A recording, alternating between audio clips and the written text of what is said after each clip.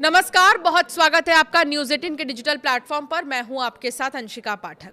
Hormuz strait एक बार फिर बंद हो गया। शनिवार को 2 भारतीय जहाजों पर गोलीबारी हुई।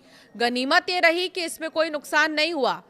कंफ्यूजन के कारण गोलीबारी हुई क्योंकि शनिवार को पता ही नहीं था कि हॉर्मुज खुला है या नहीं। शुक्रवार को ही हॉर्मुज स्ट्रेट को खोला गया था, लेकिन अमेरिकी राष्ट्रपति ट्रंप की धमकियों और नाकाबंदी के कारण इसे फिर बंद कर दिया गया। अमेरिका और ईरान की जंग अब उस मोड़ पर पहुंच चुकी है जहां बातचीत भी चल रही है और गोलियां। दोनों देशों के बीच सीजफायर करवाने की कोशिशें हो रही हैं, लेकिन बात बनने की बजाय बिगड़ती हुई दिख रही है। अमेरिकी राष्ट्रपति डोनाल्ड ट्रंप जहां अपनी जिद पर अड़े हुए हैं, तो ईरान भी पीछे हटने को तैयार नहीं। ट्रंप की धमकियों के कारण ईरान ने हॉर्मुज स्ट्रेट को फिर से बंद कर दिया है। ट्रंप का कहना है कि किसी को ब्लैकमेल नहीं करने देंगे। इस बीच ईरान का कहना है कि अमेरिका के साथ किसी फाइनल डील पर पहुंचने में अभी बहुत लंबा सफर बाकी है। अब अमेरिका और ईरान जंग की बड़ी बातें क्या है, ये जल्दी से समझिए। हॉर्मुज फिर बंद हो चुका है। इजराइल लेबनान में सीजफायर के बाद ईरान ने हॉर्मुज स्ट्रेट को खोल दिया था। कई जहाज गुजरे भी, लेकिन शनिवार को इसे फिर से बंद कर दिया गया। IRGC ने 2 भारतीय जहाजों पर गोलीबारी की है। अमेरिका की नाकाबंदी जारी है। हॉर्मुज स्ट्रेट के आसपास अमेरिकी नौसेना की नाकाबंदी अभी जारी है। ईरान का कहना है कि जब तक नाकाबंदी नहीं हटती है तब तक हॉर्मुज बंद रहेगा। ईरान ने अमेरिका पर दगाबाजी करने का आरोप लगाया है।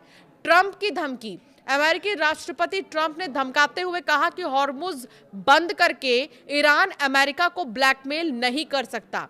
उन्होंने धमकी दी कि अगर सीजफायर खत्म होने से पहले कोई समझौता नहीं हो पाता है तो वो सीजफायर को खत्म कर देंगे।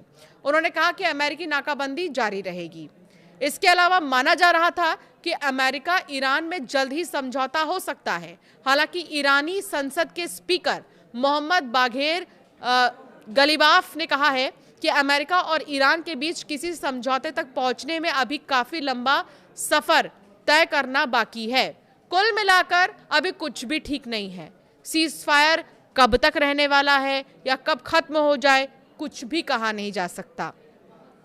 भारतीय जहाजों पर हुई गोलीबारी के बाद भारत ने ईरानी राजदूत मोहम्मद को तलब किया है और अपनी चिंता जताई है। हालांकि इस घटना से अब सवाल उठने लगे हैं कि हॉर्मुज स्ट्रेट को आखिर कौन कंट्रोल कर रहा है। एक तरफ ईरानी विदेश मंत्री अब्बास अराक्ची ने कहा कि हॉर्मुज को खोल दिया है, सभी जहाज गुजर सकते हैं, लेकिन जिस तरह से गोलीबारी हुई उससे तो लग रहा है कि ग्राउंड पर अभी भी फैसले ईरान की इस्लामिक रेवोल्यूशनरी गार्ड्स कॉर्प्स यानी IRGC कर रही है।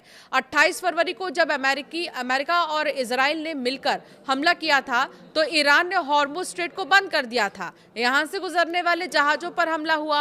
8 अप्रैल को 2 हफ्ते के सीजफायर के बाद हॉर्मुज को खोला गया, लेकिन 10 मिनट में ही बंद कर दिया गया। इसके बाद गुरुवार रात को इजराइल लेबनान में सीजफायर होने के बाद ईरान ने हॉर्मुज स्ट्रेट को फिर से खोल दिया। ईरान के विदेश मंत्री अब्बास अराक्ची ने एक्स पर एक पोस्ट भी किया कि लेबनान में सीजफायर लागू होने के बाद हॉर्मुज स्ट्रेट को खोला जा रहा है, लेकिन कंफ्यूजन यहीं से पैदा हुआ।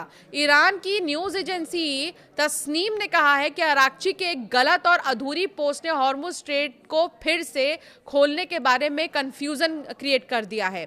इस कंफ्यूजन का खामियाजा वहां से गुजरने वाले जहाजों को भुगतना पड़ रहा है। विदेश मंत्री कह रहे हैं कि हॉर्मुज खुल गया है, लेकिन ऐसा लगता है कि IRGC ने अभी भी अपनी नाकेबंदी जारी रखी है। अमेरिका इजराइल से जंग शुरू होने के बाद से ही कई बार ईरानी सरकार और IRGC के बीच मतभेद की खबर सामने आई। ऐसी भी खबरें थी कि सरकार सीजफायर करना चाहती है, लेकिन IRGC जो है अपनी जिद पर अड़ी है। लंदन के किंग्स कॉलेज में एसोसिएट प्रोफेसर की तरफ से कहा गया है कि ईरान युद्ध के बाद सरकार और IRGC के बीच कई बातों को लेकर टकराव सामने आए हैं। उन्होंने कहा कि यहाँ कोई भी पूरी तरह से इंचार्ज नहीं है। हॉर्मुज की कमान IRGC के हाथों में है और वो अराक्ची के इस बयान से सहमत नहीं है कि वो खुला है। शनिवार को जिन 2 भारतीय टैंकरों पर गोलीबारी हुई उसमें एक सुपर टैंकर भी शामिल था, जिसमें लगभग 20 लाख बैरल इराकी तेल ले जा रहा था। इन जहाजों पर जिस तरह से गोलीबारी हुई वो दिखाता है कि हॉर्मुज पर अभी भी IRGC ही कंट्रोल कर रहा है। इसके बाद ट्रंप ने भी कहा कि उन्हें भरोसा है कि ईरान युद्ध को खत्म करने के लिए एक समझौता जल्द ही तैयार करने वाला है और इससे हो भी जाएगा। ईरान के उप विदेश मंत्री सईद खतीबजादेह ने एक इंटरव्यू में बताया कि अमेरिका के साथ बातचीत हो रही है, लेकिन अमेरिका बहुत ज़्यादा मांग रहा है और बातचीत इतनी आगे नहीं बढ़ी है कि आमने सामने की बैठक हो सके।